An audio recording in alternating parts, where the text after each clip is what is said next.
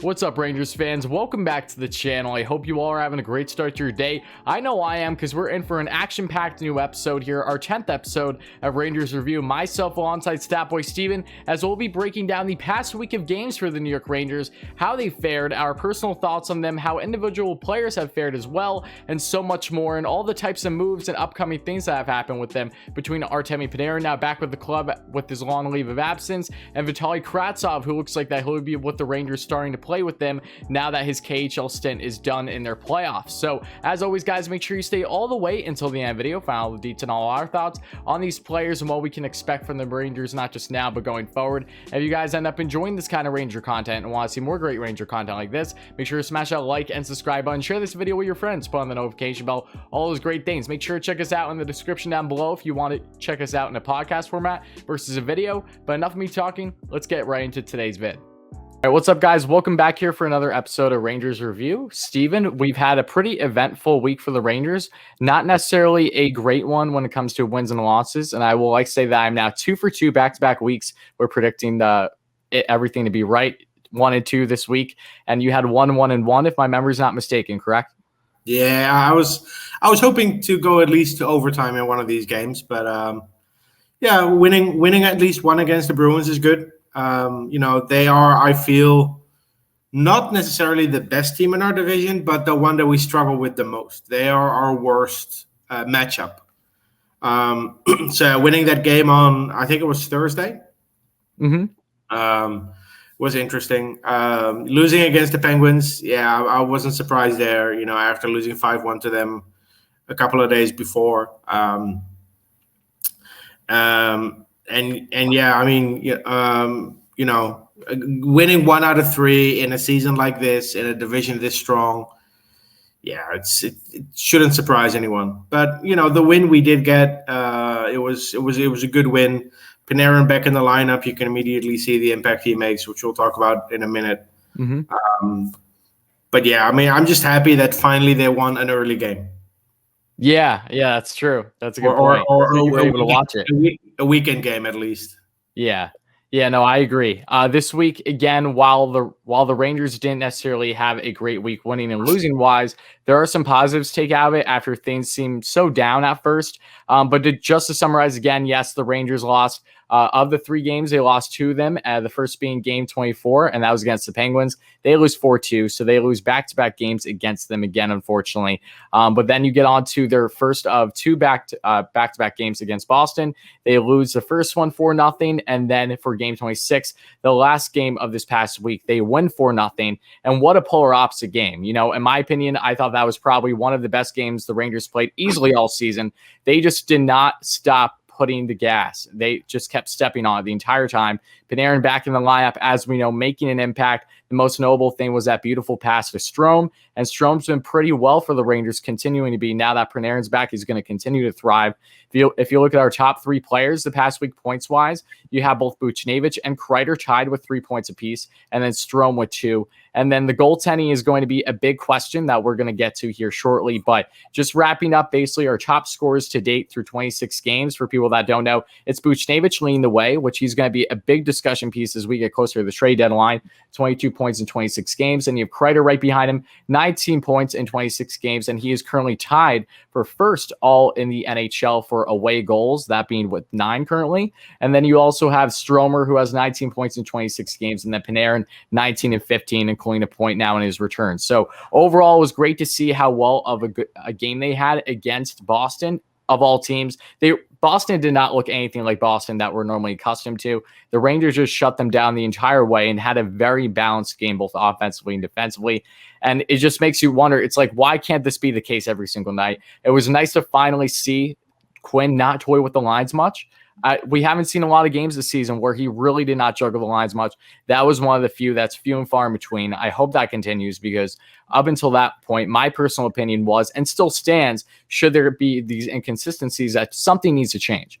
I don't think that Quinn is going to get kicked the can this season. If anything, maybe it'll be at the end of the year. But I think one of Oliver and or Brown something needs to change in my mind. I feel like he has too close of a supporting cast that aren't giving him the fresh type of voices that he should be hearing, especially from a veteran, which could circle back to the whole Lenny Ruff situation. How much of a blame was really on him? Martin has been very solid for the Rangers on the defensive front, but what are your initial stances here? Because Rangers, a huge game over the past couple of games versus the previous two. I know Breadman's back in the lineup, but do you think he had such a big impact that it just completely changed the face of the team like that? Well, I think the Rangers were just lucky that they got the first goal, and this is something that I've seen this season for the Rangers. If they get the first goal, they're good to go. They have the confidence to see out that game. It might not always result in a win because sometimes they still give up a lead in the third period. Yeah. But if they score the first goal, then it seems like this coaching staff is just calm behind the bench. And you brought this up as well, but there was no line changing within the first 5 to 10 minutes on Saturday. Which is bizarre. Which is what I've been advocating for all season. I'm not against line changes. I know every coach makes adjustments on the fly during games. That's normal. Mm-hmm. But what I don't like is that when you concede a fluke goal, like the game on Thursday, where the Rangers were keeping up with the Bruins for a good the first 6 minutes of the game. Then Pasternak scores a goal from the blue line, which was a screen shot. So it was not really a bad goal to give up. And all of a sudden, we see Lafreniere on the fourth line. Yeah.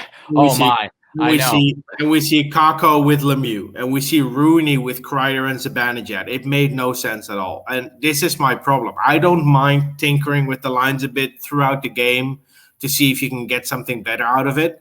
But the panicking, the moves that are just sheer panic after we concede a goal, that annoys me. There's zero confidence. And I think that's one of the biggest problems. And this is I feel that this affects the players as well, because if you look at Lafreniere, he had 5 points in 4 games. If you continue that trend for a couple more games, he had 6 points in 7. In those 7 games, he played with Zibanejad and Buchnevich consistently every game. But then after he doesn't put up a point for 2 games in a row, Quinn's like, oh, let's put Kreider back with that line, which, yeah, okay, you get that line going, but it's your only line that's working. Yeah.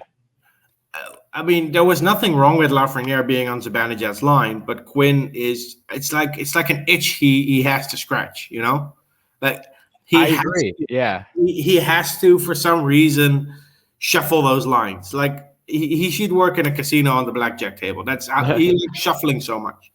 He cannot help himself. And it annoys me because you cannot build confidence and chemistry this way. If you look at Tim Stützle in Ottawa, and I'm not going to go into the whole debate, is he better than Lafreniere? But if you look at Tim Stützle in Ottawa, he's been consistently playing with the same players. Yeah, of course, he doesn't play with Stepan anymore because of injuries, etc. But over the course of the season, if you look at and hockeyviz.com has this great overview where with colors you can see which players they play with for each game. And Alexis Lafreniere is just different dots all over the place. Every game is different. And Tim Stützle has played with Batherson for 20 games in a row now.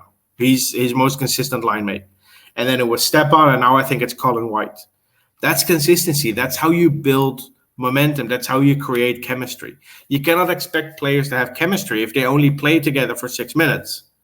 And on Saturday, that didn't happen because we scored the first goal and we capitalized on it and we pushed and we scored another 3 goals and we actually beat the Bruins. And Keith Kinkaid became only the 4th goaltender since 1979 to get a shutout for the Rangers against the Bruins.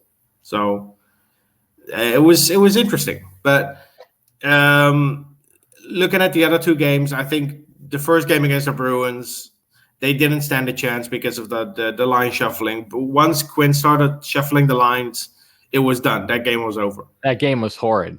It was right from the beginning. It felt like exactly. The game against the Penguins, I felt they were just a better team on the day. I'm not going to lose sleep over losing that game. But I decided to look up the production of the Rangers this season because we've been talking about how the big guns are not producing, and that's affecting Kako and Lafreniere, right? Everyone has been saying this on social media. No, it's not Quinn's fault. The team's not performing, and that's why Kako and Lafreniere are not producing. Okay, so I looked it up. We all know Zibanejad's having a bad year. That's like the worst kept secret in the world. But Buchnevich, Kreider, Strome, and Hedel are all on pace for career highs, prorated to 82 games. And that's great to see because we didn't expect all these career high seasons, if you will, at least the pace currently. Yeah, and if you look at their points and you prorate it to 82 games in a season, Panarin is on pace for 104, Buchnevich for 69 points, Chris Kreider 60 points but 44 goals. Ryan Strome would be on pace for 60, which is a career year for him. Would be a career year for him. Adam Fox on pace for 47 as a defenseman. Hedel on pace for 41. So the team is producing. Aside from Zibanejad and Panarin is, even though he's not having a career year, he's still having a better year than any Ranger in the last 15 years since he ever had that monster season. So I don't think the team is the problem when it comes to Kako and Lafreniere. And no, you're full if you think that. The further we get into the season, the more I look at it, it's getting harder and harder for me to not look at coaching here. And I had a conversation with someone on Twitter about this earlier today. I'm not saying that if we would have drafted Tim Stützle, he would have been better on this team. And this is my point. I don't think we drafted the wrong player. I think we put him in the wrong system. And it's the same thing with Kako. And 100%. If the Rangers drafted Joe Farabee in 2018, I'm 99% confident he would not put up the same amount of points this season had he been on the Rangers team. Yeah. So something has to change. But I'll take the positives where I can get them. Panarin being back is great. Strome proving his value again, even though a big part of this fan base doesn't like him for some reason. Normally with Strome, it's one because of he does get a lot of grade A opportunities every game, which is a good problem to have when you're constantly gaining them. It's another when you're constantly gaining them and not burying them. The biggest gripe with Strome is one, always having open net opportunities and can't bury them, and two, it's his defensive game. So those have always been the biggest gripes that I myself have followed along with. Of course, but if those two aspects of his game were as good as Ranger fans want them to be, he would be making $10 million a year. Oh, of course. I mean, look, not everyone's going to be a consistent all-star, a great two-way forward. That's the reality here. Yes. And Strome's biggest issue this year is Zibanejad not performing. Correct. If Zibanejad's having the year he had last year, then Strome in a second line role at center in his shadow is a very good option to have. But with Zibanejad struggling, he's been relied on more than he probably should be, and that's not his fault, But Zibanejad's getting his points now. Had two assists against the Bruins, I think, on Saturday. Yeah, he had the first two assists, and that was a beautiful pass, I believe, to Kreider.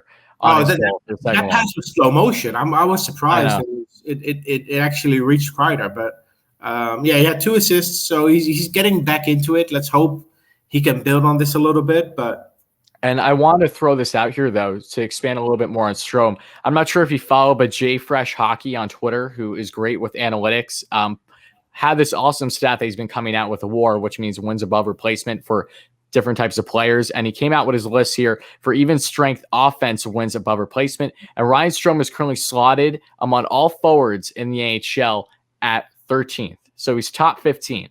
And then when you look at forwards that are more the bottom feeders currently in WAR, you have Mika Zibanejad. He's one of the worst in the league currently. So talk about a guy that, yes, we know Zibanejad has been slumping, but it's been a little bit worse than maybe we initially expected. And to even expand a little bit further on that with talking about analytics in particular, when you're talking about WAR among defensemen, Adam Fox is in a whole world of his own. I think we can all agree that Foxy has been a fantastic defenseman for the Rangers, but between the normal numbers and the analytics, they're all showing more and more. And the eye test, he's just so balanced. And people are going to gripe him all day long that, yes, Foxy doesn't have, say, the offensive touch to really bury things the way that D'Angelo did during his time with the Rangers, but he makes up for it with just every single thing he does. If he's not going to put up the points constantly, he's going to make sure that defensively and offensively, he's just creating so many great opportunities, leading the rush in the offensive zone, whether it's 5-on-5 or on special teams. I know that we don't necessarily love Fox all the time on the power play. We like Miller there too, but still, I think just Fox, his numbers have blown me away. But to see him in a far different realm than any other defenseman currently in the league is very impressive. Yeah, but those just to add this, those stats are all even strength stats. Correct. Yes. Yeah. And Adam Fox, to me, has the same problem Rick Nash had when he was with the Rangers. Oh, what, just burying? Elite 5-on-5 player, but on the power play, it just doesn't work. It just doesn't come out for some reason. Yeah. And he had that one goal on the power play where he just skated through the entire team. That, to me, that's not a power play goal. That's just a rush that you finished. It's great. And it happens to be on the power play.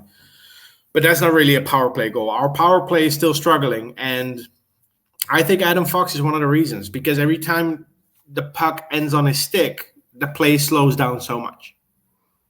And I wish we had an option there, someone who could distribute the puck quicker.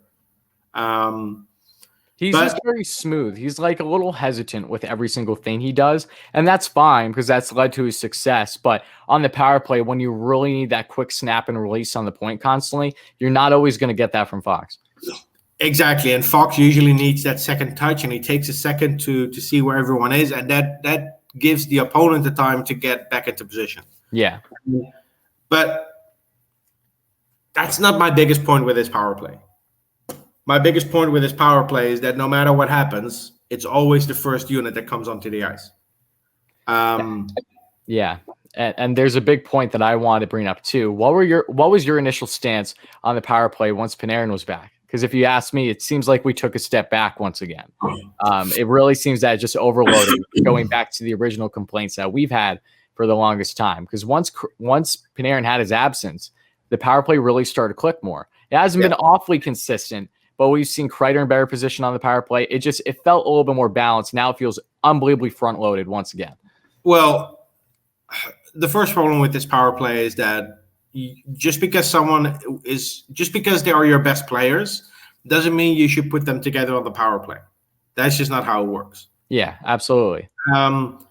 Having Panarin and Zibanejad on the same power play is overkill already. It's frustrating, in my opinion. To have Ryan Strome, another right-handed shot on the same power play, it's just too much, and it's a one-trick pony. This power play is a one-trick pony. They set up the play the exact same way every time, and it's either Panarin in the middle and Zibanejad on the left, or the other way around. And Strome's on the right usually. Yeah, they never get the shot off because opponents see this happening all the time. They see it coming from a mile away. Yeah. But if he wants to go with that power play unit, there's nothing I can do to change his mind. It is what it is. Oh, yeah. That's what the show is about, though. It's about having these conversations. Exactly. My bigger issue is that no matter who's on the ice when the penalty occurs, it's always the first unit that comes on. Even when the Kreider and Zibanejad line was on the ice for the penalty, then power play unit 1 is out there.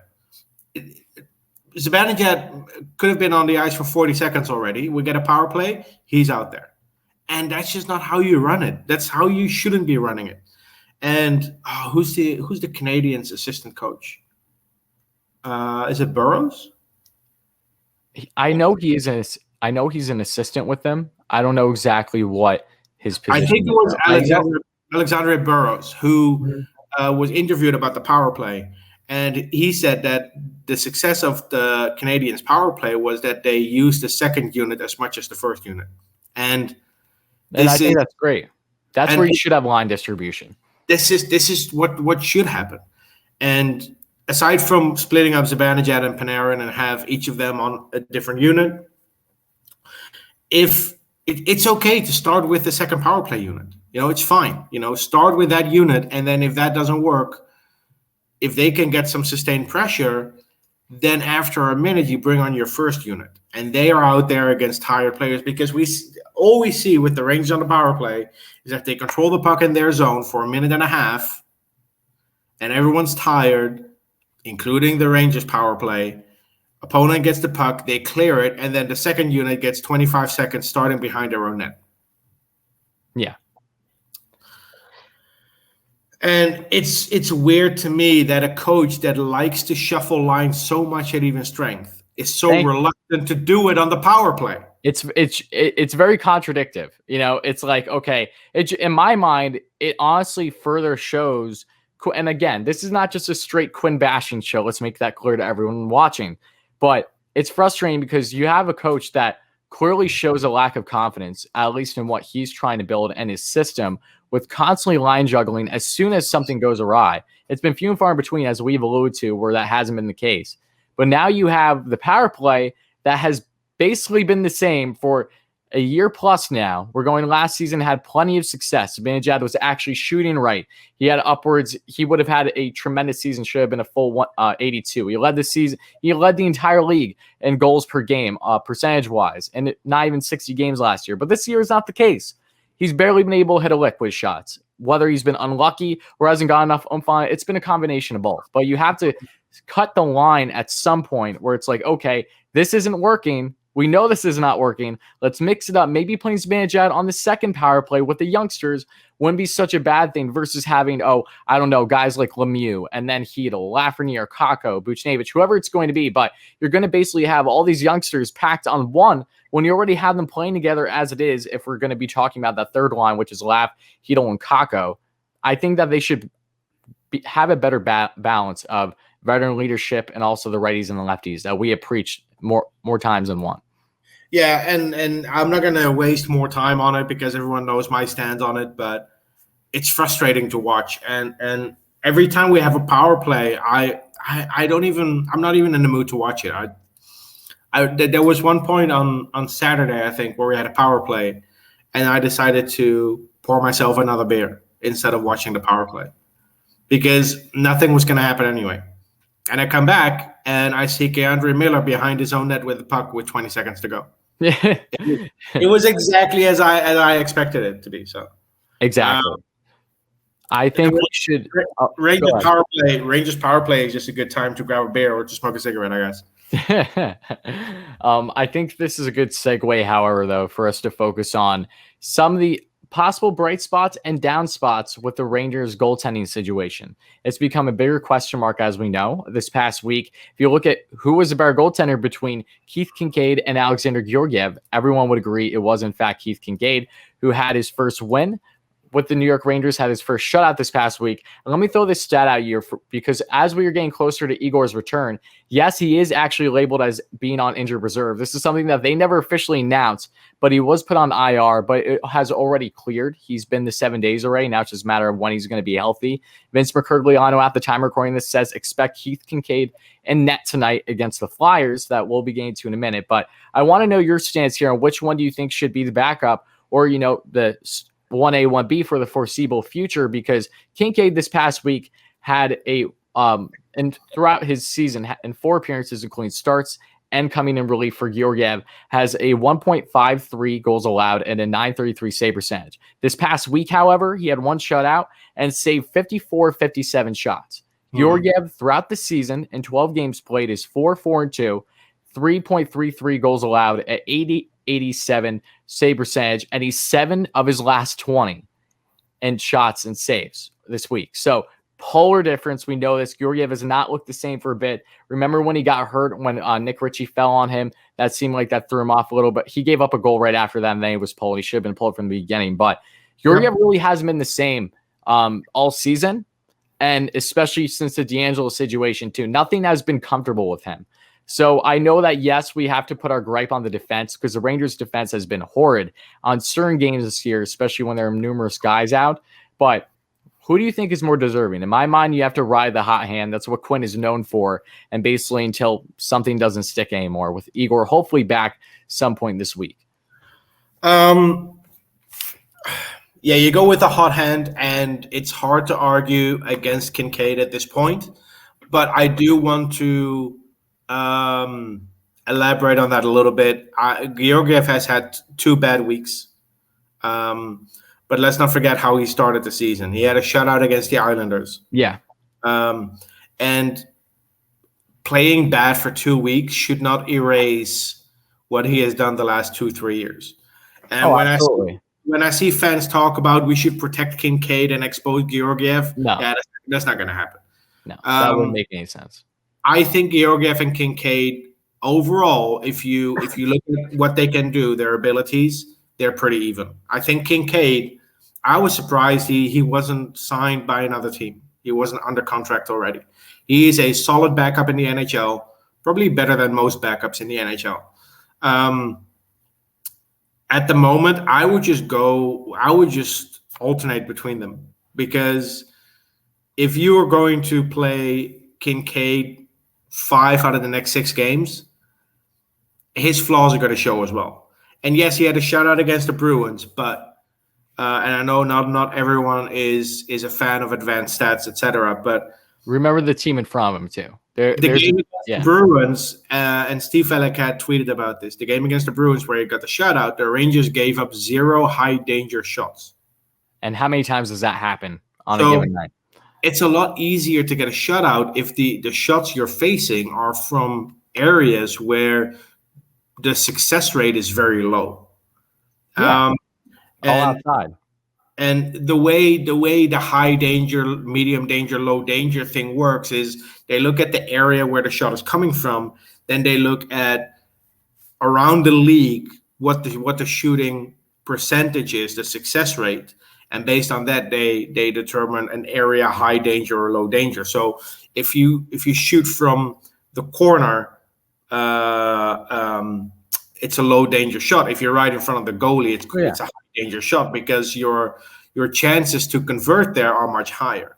So I'm not saying Kinkaid didn't deserve the accolades that come with a shutout, because he still had a shutout against the Bruins, but context matters a little bit in this case. Yeah, let's put some stock into it.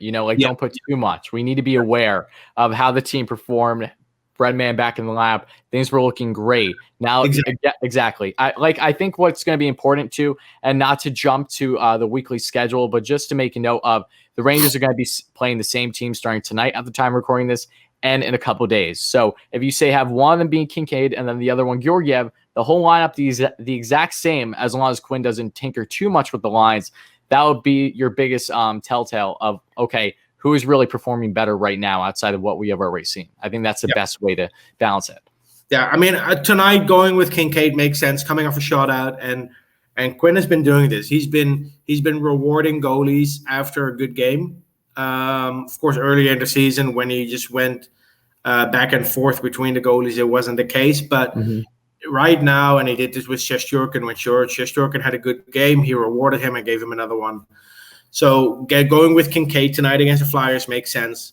But on Wednesday against the Flyers, I would go with Georgiev. They're both backups. There's no clear starter. There's no clear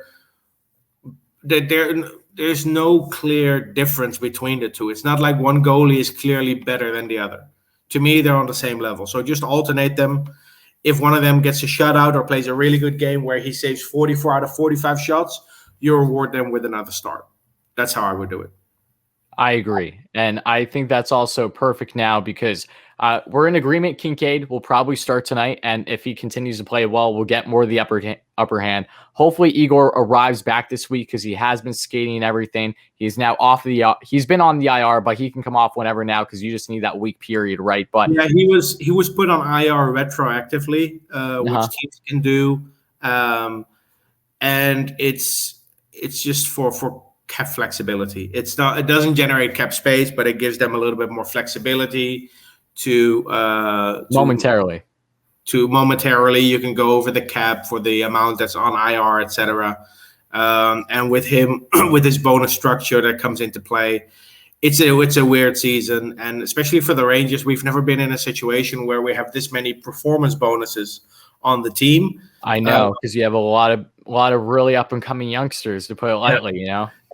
And roster flexibility is important. And with Shesterkin on IR, now they can call up another player if they have to. And that's the flexibility that Gorton wants. And speaking of flexibility, Jack Johnson was put on waivers. Yes, good segue.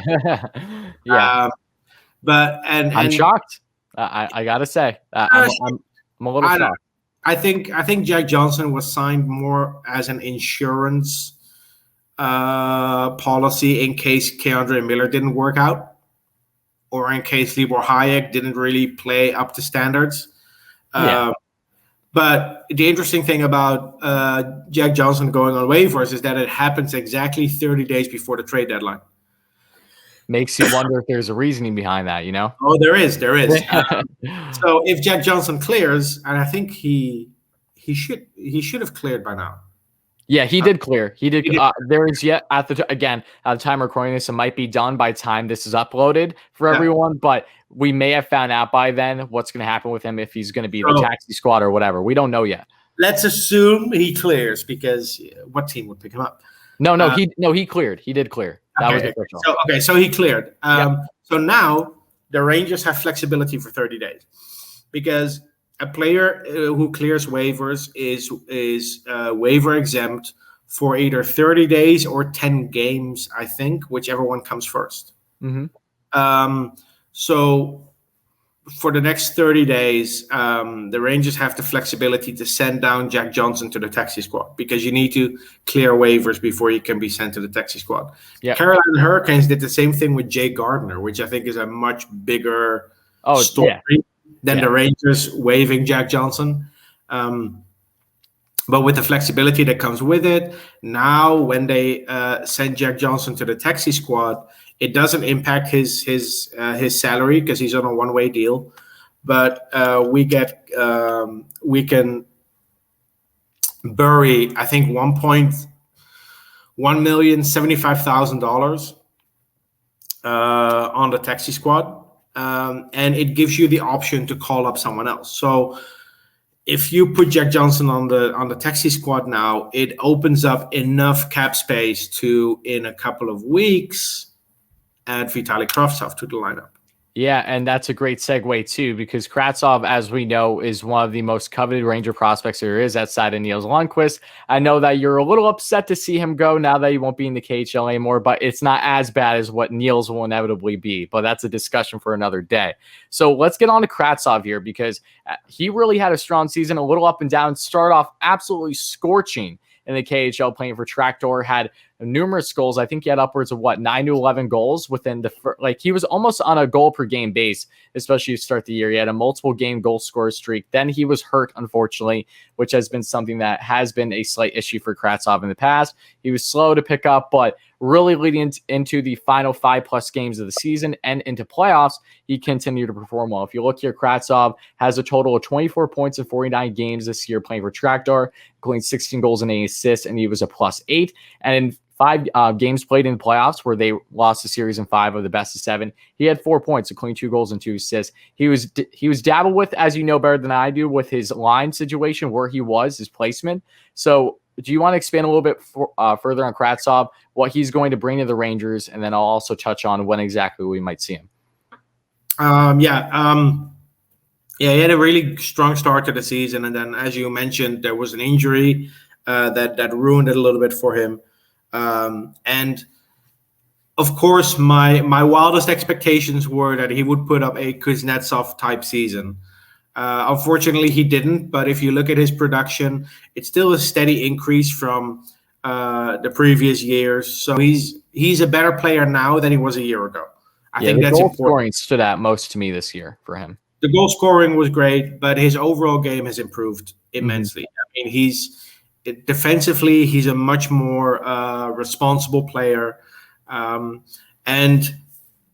now that he's actually in New York, he landed on Sunday night. So he has a 7-day period, and then he should be cleared. So I actually don't believe it's even 10. It's a 7-day period. My memory is correct.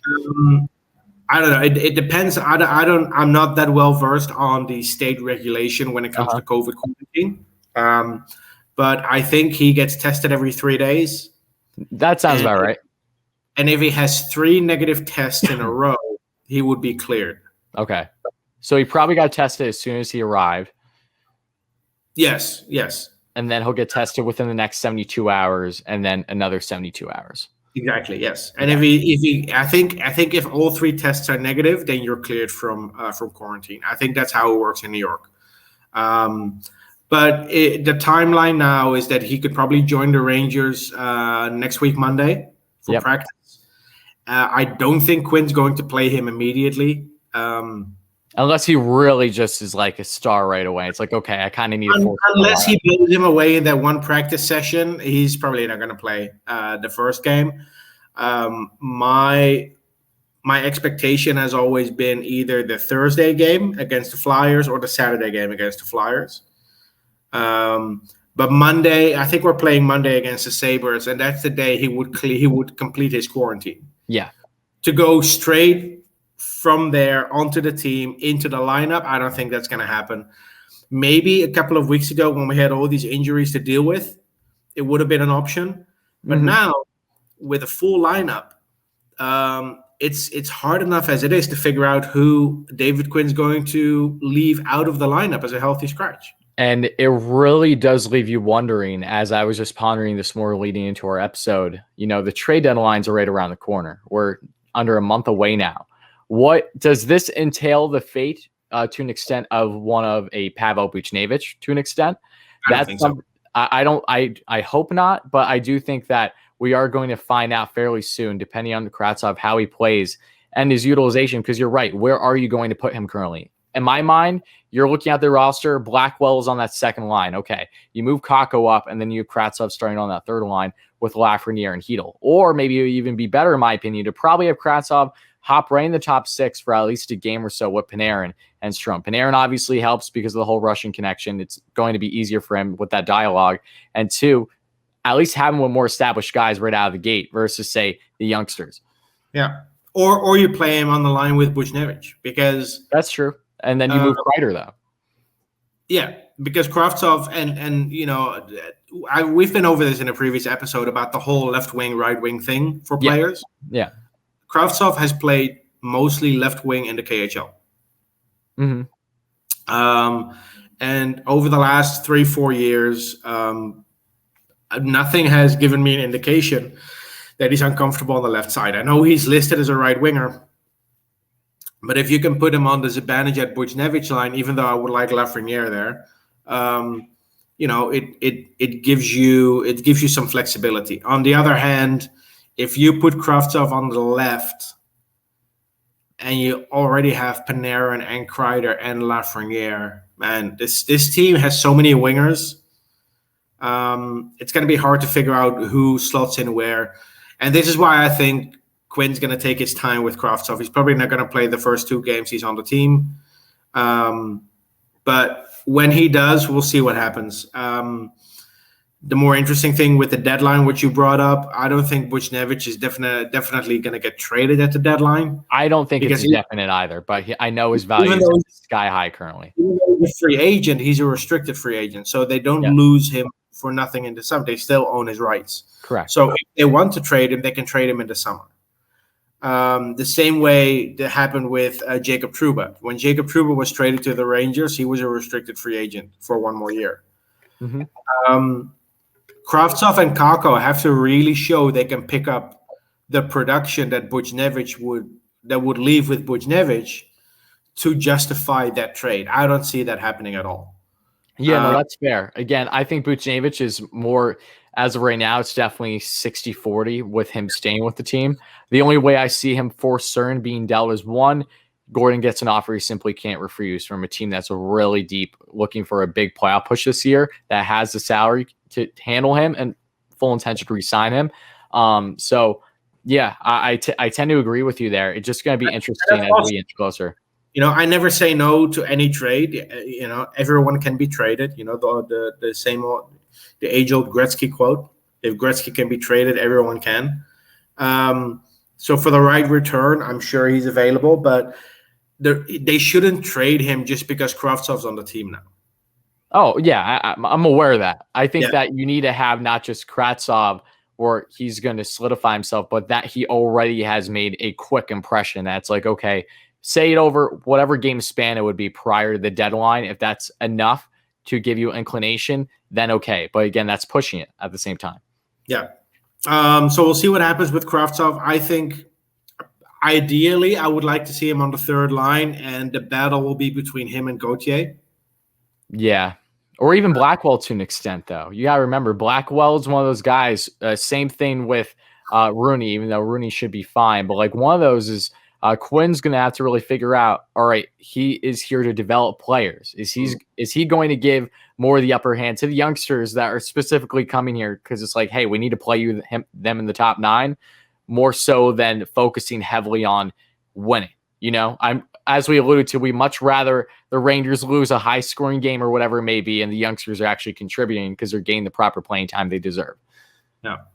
Yeah, and nothing against Blackwell, but I think Blackwell is riding high after a couple of good goals that he scored, and nothing, not taken away from anything from his goals, but I don't think he is part of this team's future. The reason he was signed was because of the expansion draft. And yes, once in a while you find this diamond in the rough that no one in the league has discovered for some reason. I don't think, like the way Tampa did with St. Louis, sometimes you find this player that just out of the blue turns into a top 6 player. I don't think Blackwell is that player. My ideal lineup would have a fourth line of Blackwell, Rooney, and Gauthier. That would be my ideal fourth line. And that could be a fairly productive fourth line too. But Quinn and Gordon are gonna have to make some decisions because we cannot have 15 forwards on the team. And we saw Brett Howden get scratched on Saturday. Yep. Now, can we just take a moment to talk about that? Okay, really? Okay. We'll take a moment to talk about this. I'll be damned. Historic moment in Rangers history. I've been waiting for 3 years. No, just kidding. But yeah, Brett Howden was scratched. Unfortunately, so was Julien Gauthier. So it was. It was a positive and a negative. I think we could agree. Quinn giveth and Quinn taketh away. So, but yeah, Brett Howden I think deserved to sit.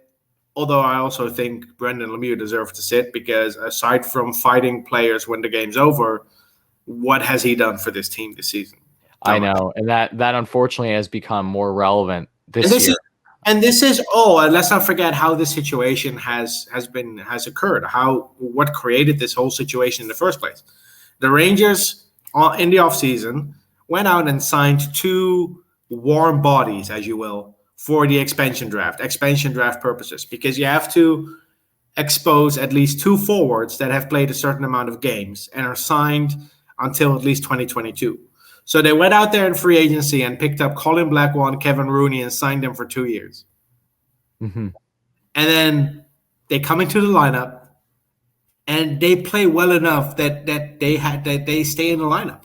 I mean, Kevin Rooney, everyone talks about Blackwell, but I think Kevin Rooney is the more useful player out of the 2.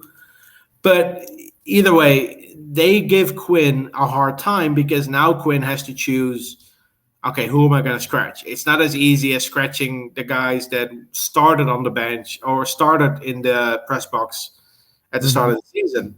Now you have a really tough decision on your hands. And at first, it was kind of masked by Hedel being out and Kakko being on the COVID list and Panarin with a leave of absence. Yeah. So you sort of had a situation where you could play all of them.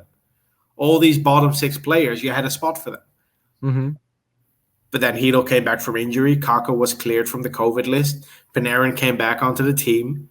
And now we're in a situation where you have a good problem to have. It's not a bad problem. Not a bad problem to have, but who are you going to scratch? I mean, tonight, we know Di Giuseppe is on the COVID list. Is Brett Howden back in the lineup? I don't know. I can only imagine that Quinn can last so long without bringing his favorite back in there. I mean, It just.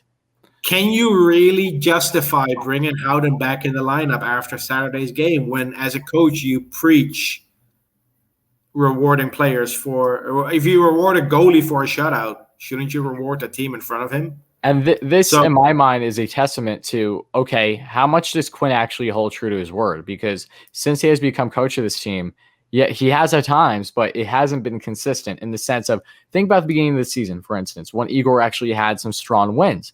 Then you have Georgiev in right away. It's like, okay, Julian Gauthier just scores a goal or an assist, whatever it means. Okay, he's a healthy scratch the next day, right? It's like, make up your mind, in my opinion. That is probably one of the more frustrating things. look, and I have nothing against Brett Howden. I think, look, I don't have anything personal against Howden either. Ranger No. fans are happy that Brett Howden was scratched. I don't think he should have been scratched on Saturday. I think it should have been Brendan Lemieux together with Phil Di Giuseppe, but it is what it is. We'll see what happens tonight. We'll play the Flyers, and then we'll play them again on Wednesday. By the way, 2 special games this week. Not all fans care about this, but tonight is Hockey Fights Cancer night. Yes, that's awesome. So tonight will be a special night because unfortunately I found out in November that my mom was diagnosed with cancer, and usually they have the Hockey Fights Cancer night in November. But yes. So having it tonight is I'm happy that they're still doing it in a shortened season. You have the hat on. I have the Hockey Fights Cancer hat on. Yep. Nice. Yeah, my father has one too, because my mother years ago had it as well. Luckily, she's okay now and everything. But yeah, normally does hit home for me. I was a little thrown off at first because I didn't realize initially that it is today, because normally you're under the impression that's during the fall. But yeah, it's always kind of a warm feeling, and hopefully that's going to be, just a good all around performance, on nights like these. And then Wednesday, I think Wednesday they have St. Patrick's Day, so I'm pretty sure they do something special with that. Yep, like special warm-up jerseys for the people who go to the game. And then the other 2 games. Oh no, sorry, only 1 game. Is it? No, 2 games. Friday and Saturday. Yeah, we'll get to it in a second, because before we get into the week roundup. I'm always very confused by the times because I'm 6 hours ahead of you. I know. Now it's 5 hours because of daylight savings starting in the US early. So when the games show up for me at midnight and it shows Sunday midnight, that means it's a Saturday afternoon game or Saturday evening game. I will never get used to this. No. Anyway, well, hopefully it transitions quick. But before we get on to the weekly review, what's coming this week along with tonight's game, I want to touch on here quick something that I'm sure you've been made aware of regarding Steve Valiquette, the Rangers for MSG. What he has said over Twitter the past day, which has led a couple of people rather confused, because Joe Fortunato originally came out with a tweet. If you guys don't know Joe, he's part of Blue Shirts. He's part of Blue Shirt Banter, and he came out with a tweet just basically raving over Ryan Lindgren and saying how wrong he was about his initial stance on him, that he thought his ceiling was a bottom pair defenseman. That isn't the case. And Steve Valiquette, as we all know and love, came out and decided to reply by saying, and I quote, "I think he'll be wearing a letter soon too." And then someone asked him further, "At whose expense, Valley? We can't just give letters to half the team." And then Steve said the following: "I know who and how, but I'll keep that to myself." So very cryptic. Us Ranger fans are trying to figure out, okay, does this mean that a player is getting dealt? Does this mean that someone's becoming captain? What is happening? So I have my opinions. What's just your initial quick opinion on it? Yeah, so first of all, Ryan Lindgren, if someone close to the organization like Valiquette says, I think he will be wearing a letter soon. I think this just shows that how different the team looks at this situation compared to fans. Oh yeah, we know nothing. Fans look at the team, and this is not just Ranger fans. This is fans of all teams across all sports. This happens in football too. There's this notion that the best player should be the captain, and the second and third best player should be the alternate captain. that never has been the proper way of looking at things, in my opinion, because that doesn't hold true with all teams in the league. The LA Kings won a Stanley Cup with Dustin Brown as their captain. Yes, they did. Who's not even a top 5 player on that team. No, he's on a side note. He's actually having a very good year, so good for Dustin. Oh yeah, I mean he's had some down years. He was stripped of the captaincy, but still he won. He was the one next to Gary Bettman lifting the cup as the captain. Yep. It doesn't always have to be your best player. And this is last year there was this whole Zibanejad versus Kreider debate. I always felt Chris Kreider was a better candidate for the captaincy because of the feedback and answers that I got from some prospects that I interviewed over the last summer. Like the comments they made about Chris Kreider really made me think, okay, Chris Kreider is the guy that's going to be the captain of this team. The way he during practice, during training camp, he's always the first one on the ice, always the last one to leave. One player, I think it was Brandon Crawley, referred to that as Yager-like. Yeah, he's always there. He's always paying attention and spending time mentoring the young kids during preseason, during training camp, and that's something that you want from a captain. So Chris Kreider as captain always made sense to me if that happens. I think that's what Valiquette's referring to here, that one of the alternates is going to no longer have an A on his jersey because it's going to be a C. And then I guess the Rangers will still be going with this ridiculous situation where they have 2 assistants for home games and 2 assistants for away games or whatever. Mm-hmm. Ever since St. Louis joined the team, they've been going with this ridiculous system of 4 alternates. Yeah, and I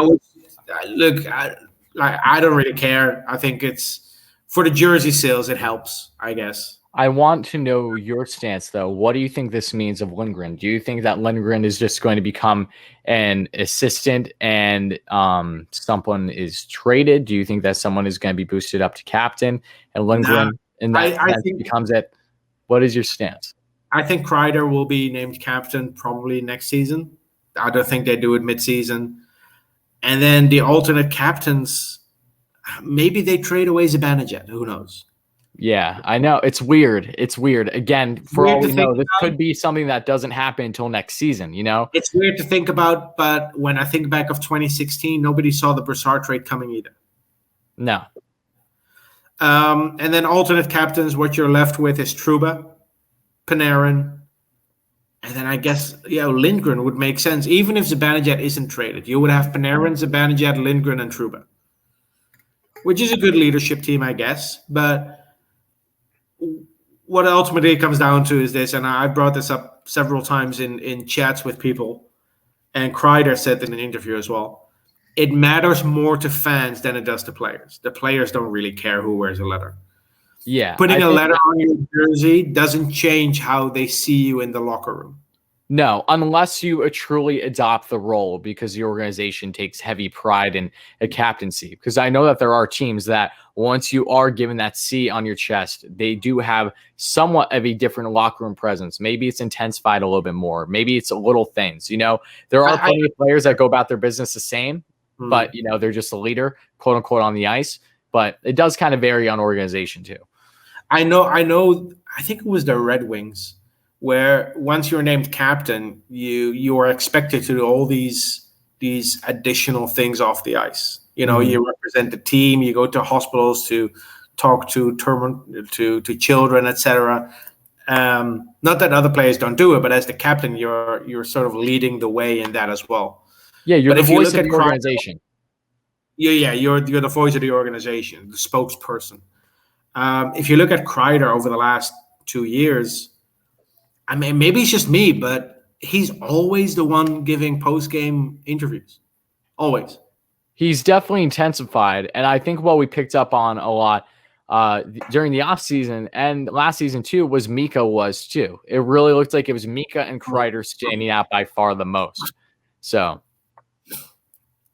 And in the offseason, Kreider does a lot, and comes back to what I said earlier, but Kreider does a lot of work with especially the young guys. Like Robertson, Lafreniere, and Miller, they all worked out with Kreider during the offseason. Yeah. So Look, Kreider as captain makes sense. I know a lot of people want Zibanejad to be captain, but I think those cries have calmed down a bit this season with how he has performed. Mm-hmm. Although I think that's unfair because, like I said earlier, performance shouldn't dictate if you're a captain or not. I agree. I mean, take just for fun. Let's just take an example. Like Kreider, in my mind, would be awfully similar in certain ways of what Anders Lee is to the Islanders. You know, like he's just an example of a forward that isn't your best player on the team, but one is strong, heavier in the sense of can contribute defensively, can get those goals scoring up, can be a 20-plus goal scorer. Lee has been very up and down in his career with the goal scoring, but still, it's impressive. Yeah, and what I think a lot of fans also underestimate is the impact that Stahl's departure has had on this team. He was on the team for a decade and a half. He was with them when they went to the Stanley Cup final in 2014, when they went to the Eastern Conference final in 2012. Yeah, no, he had a huge voice. He was part of those teams. He played with guys like Prospal and Christensen. I know. You know, and I think we sometimes forget that leadership doesn't just mean you're the best player on the ice. No. And Mark Stahl, even though he wasn't the best player on the ice anymore, I think he brought leadership to this team. And losing him and Lundqvist and Jesper Fast in the same offseason, that's a big hit for a young team that also has a young coaching staff. And I think that is ultimately what we're seeing here this season. Yeah, and you're 100% correct. That was probably one of my biggest worries heading into the season was how is this team going to adjust? Who's going to start adopting these more leadership roles that are now gone after having them for so long? You're 100% right there. Before we move on to the schedule for next week, you know, we're halfway through the season. If you would have to pick a player for the Steve McDonald Extra Effort Award, who would it be? Yeah, that's a good question. It's a tough one. I've been thinking about this last couple of days. In my mind, just on the forefront, people would always, you know, draw to Panarin right away, just because he is the best player on this team. But I would give a very hard consideration for Jesper Fast. I mean, not Jesper Fast, pardon me, Adam Fox. Oh, Jesper Fast has won it like 7 years in a row, feels like. Him and Zook, they were the top guys for the longest time. But I would go with Fox. I think I would go with Ryan Lindgren. That's a good pick too. Just because it feels like every night he's getting cut in one way or the other, but he's just laying his body on the line and continuing to perform. There's a difference between being the best player and the Extra Effort Award. Yeah. And I think Panarin's going to win the Players Player Award hands down. Every year is going to be here. But the Extra Effort Award this season, Ryan Lindgren really stands out to me. That's a good pick too. Yeah, I think one from that pair, no less. I think of Fox too, just because of how much he's been utilized, especially since Tony being gone. You know, he's thrown out there no matter what the situation is, it would seem.